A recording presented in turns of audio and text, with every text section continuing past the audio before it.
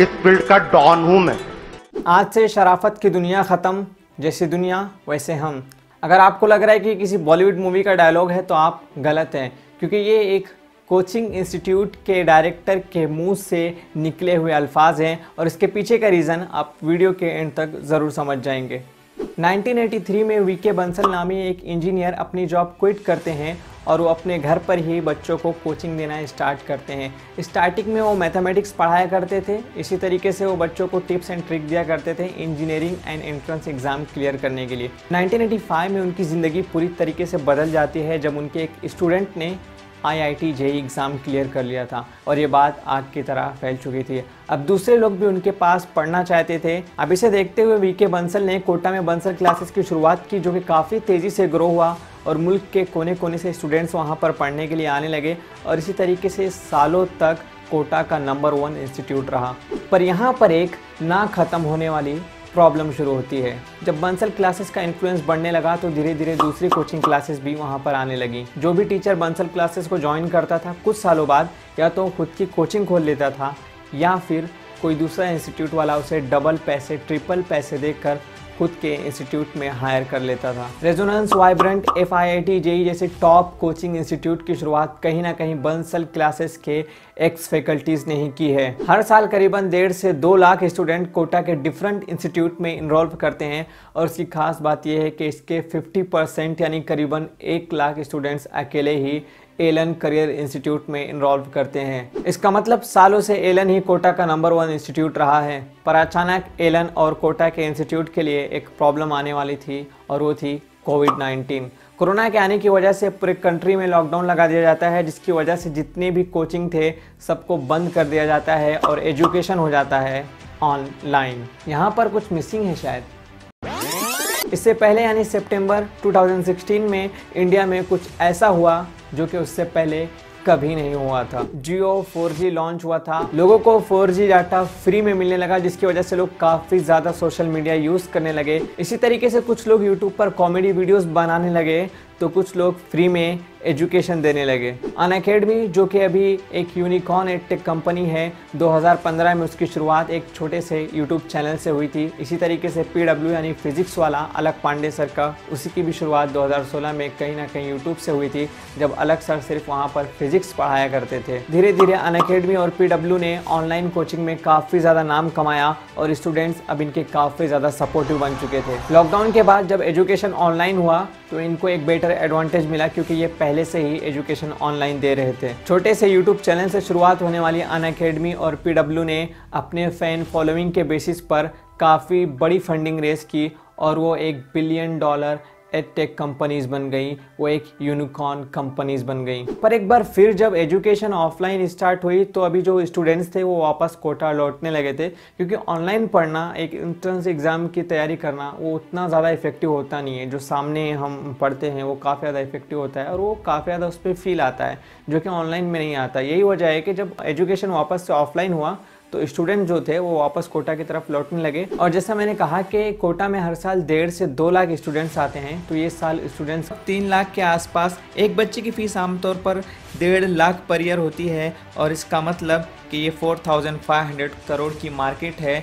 Edtech startup कोविड-19 के बाद consistent source of revenue की तलाश में थे और कोटा से बेहतर कंसिस्टेंट सोर्स ऑफ रेवेन्यू उनके लिए क्या हो सकता है, क्योंकि वो हज़ारों करोड़ की मार्केट है। अब इसे देखते हुए अनअकैडमी और PW ने भी कोटा में अपने ऑफलाइन एजुकेशन की शुरुआत कर दी। अब बारी आती है इंस्टीट्यूट में टीचर्स को हायर करने की, और इसके 2 तरीके हो सकते हैं। एक ये है कि कंट्री के कोने कोने से हाईली क्वालिफाइड प्रोफेसर्स और IIT ग्रेजुएट्स को लाया जाए, और सेकेंड वन और इजी वन है कि जो कोटा के ही टॉप इंस्टीट्यूट है उनके ही टीचर्स को डबल, ट्रिपल या फिर 10 गुना पैसे देकर हायर कर लिया जाए। अनअकैडमी 26,000 करोड़ का स्टार्टअप है, उन्हें सेकेंड ऑप्शन काफ़ी ज़्यादा इजी दिखा, इसीलिए उन्होंने डबल, ट्रिपल या फिर 10-10 गुना पैसे देकर एलन के टीचर्स को अपने पास हायर करने लगे, क्योंकि अभी एलन कोटा का नंबर 1 इंस्टीट्यूट था तो उसके पास नंबर 1 टीचर थे, तो उन्हीं टीचर्स को अनअकैडमी अपने कोचिंग में हायर करने लगी। आशीष अरोरा, जिनके अंडर में एलन करियर इंस्टीट्यूट में सबसे ज़्यादा इनरोलमेंट रिपोर्ट की गई थी,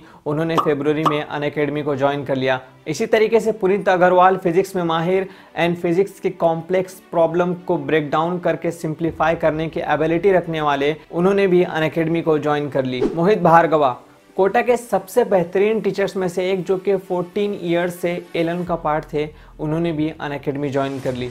अगर मैं एक वर्ड में कहूँ तो एलन के टॉप 40 टीचर्स ने अनअकैडमी को ज्वाइन कर ली है। अब एलन कोटा का नंबर 1 इंस्टीट्यूट इसलिए था क्योंकि उसके पास कोटा के सबसे बेहतरीन टीचर्स थे और वो टीचर्स की काफ़ी ज़्यादा फैन फॉलोइंग थी, जिसे बच्चे फॉलो करते थे। उन्हें लगता था कि अगर इस टीचर से हम पढ़ेंगे तो हम क्रैक कर लेंगे एग्ज़ाम। उन्हें लगता था कि अगर ये टीचर हमें पढ़ाएगा तो हमारे पास होने के चांसेस काफ़ी ज़्यादा रहेंगे। यही वजह है कि जब ये टीचर्स ने एलन को छोड़कर अनअकैडमी ज्वाइन की तो इसके काफ़ी ज़्यादा चांसेस बनने लगे कि वो जो स्टूडेंट हैं वो भी अब अनअकैडमी ज्वाइन कर लेंगे। टॉप टीचर्स की वजह से ही एलन में स्टूडेंट इनरोल करते थे, क्योंकि सिर्फ टीचर्स नहीं बल्कि उनका ब्रांड थे, जो कि अब अनअकैडमी में आ चुके हैं। टीचर्स की फ़ैन फॉलोइंग का अंदाज़ा इस बात से लगाया जा सकता है कि एलन करियर इंस्टीट्यूट के एक स्टूडेंट ने कहा कि फ़र्क नहीं पड़ता कि इंस्टीट्यूट कौन सा है, फ़र्क पड़ता है कि टीचर कौन है। जैसे फिजिक्स के लिए राहुल यादव सर हैं, तो जहां कहीं भी पढ़ाने जाएंगे हम उनके पास ही पढ़ने आएंगे। एक रिपोर्ट के अकॉर्डिंग स्टूडेंट्स ने काफ़ी ज़्यादा इंटरेस्ट दिखाया है अनअकैडमी ज्वाइन करने के लिए, क्योंकि अब उनके फेवरेट टीचर्स अनअकैडमी में हैं। अब यहाँ पर क्वेश्चन ये है कि क्या टीचर्स को इस तरीके से हायर करना, जिसे हम टीचर्स की पोचिंग कहते हैं, वो गलत है या सही है? तो इसमें लोगों के अलग अलग ओपिनियन हैं। बंसल क्लासेस के समीर बंसल कहते हैं कि अगर आपको कोटा में रहना है तो 2 चीज़ों का आदी हो जाना चाहिए, एक धक्का और दूसरा धोखा, जिसे हम कोटा का D2 कहते हैं। अब चूंकि उनके साथ ये हो चुका है, बंसल क्लासेस के साथ बार बार हुआ है, तो समीर बंसल का कुछ इस तरीके से इस बारे में ओपिनियन है। जबकि दिनेश कुमार गोयल, जो कि चेयरमैन हैं FIIT JEE के, उनका कहना है कि टीचर्स की पोचिंग कॉग्निजेबल ऑफेंस माना जाना चाहिए, क्योंकि इसकी वजह से स्टूडेंट्स की लाइफ पर इफ़ेक्ट पड़ता है और इसकी वजह से स्टूडेंट की लाइफ ख़राब हो सकती है, और एजुकेशन कमर्शियल बिजनेस की तरह नहीं होना चाहिए। तो यहाँ पर 2 अलग अलग लोगों का 2 अलग अलग ओपिनियन हमें देखने को मिलता है। अब इन सब के बीच एलन भी हार मारने को तैयार नहीं है और उसने रिसेंटली 4500 करोड़ की फंडिंग रेज की है इन सारी सिचुएशन को टैकल करने के लिए। सिंपल वर्ड्स में कहें तो कोटा हज़ारों करोड़ की मार्केट है और उस पर हर कोई कब्जा करना चाहता है, इसीलिए बैटल इतनी ज़्यादा टफ होती जा रही है। और यहाँ पर लास्ट क्वेश्चन कि क्या इससे स्टूडेंट का फ़ायदा होगा? आंसर है फाइनेंशियली हाँ और एजुकेशनली ना, क्योंकि जैसे मैंने कहा कि फ़िज़िक्स वाला ने भी वहाँ पर अपनी कोचिंग स्टार्ट की है और उनकी जो फ़ीस है दूसरों के कंपैरिजन में काफ़ी ज़्यादा कम है।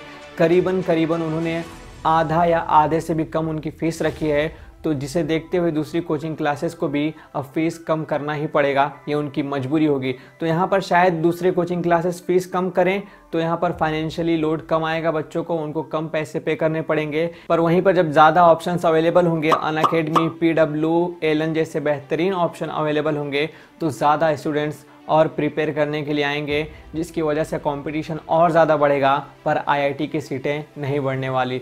तो इनका जो स्ट्रेस लेवल है वो काफ़ी ज़्यादा हाई होगा, जिसकी वजह से मैंने कहा कि एजुकेशनली उनका बेनिफिट नहीं होगा, क्योंकि यहाँ पर काफ़ी ज़्यादा कंपटीशन टफ होने वाला है। तो आई होप अगर आपको वीडियो अच्छी लगी हो तो लाइक ज़रूर करें, चैनल को सब्सक्राइब कर लें, एंड वीडियो देखने के लिए आपका बहुत बहुत शुक्रिया।